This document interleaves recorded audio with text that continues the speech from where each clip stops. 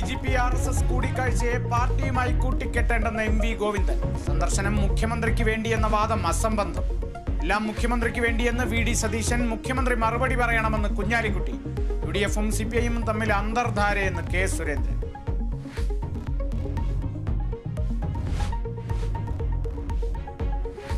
ADGP MR Ajith Kumar notorious criminal എന്ന് PV Anwar.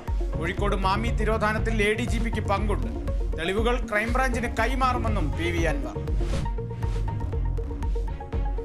തലസ്ഥാനത്തെ കുടിവെള്ള പ്രതിസന്ധി തുടരുന്നു. അറ്റകുറ്റപ്പണിയിൽ താളപ്പിഴ. പമ്പിംഗ് തുടങ്ങാനായില്ല. 4 മണിയോടെ വെള്ളമെത്തുമെന്ന മന്ത്രി റോഷി അഗസ്റ്റിന്റെ ഉറപ്പ് പാഴായി. 4ാം ദിനവും കുടിവെള്ളമില്ലാതെ വലഞ്ഞ് തലസ്ഥാനവാസികൾ.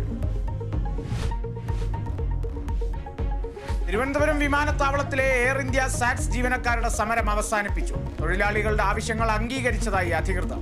ശമ്പള പരിഷ്കരണത്തിനും ബോണസ് വർധനയ്ക്കും അംഗീകാരം.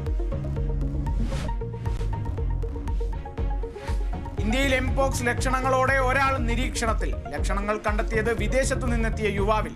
ആശങ്ക വേണ്ടെന്ന് കേന്ദ്ര ആരോഗ്യ മന്ത്രാലയം. പാരീസിൽ ചരിത്രമെഴുതി ഇന്ത്യ.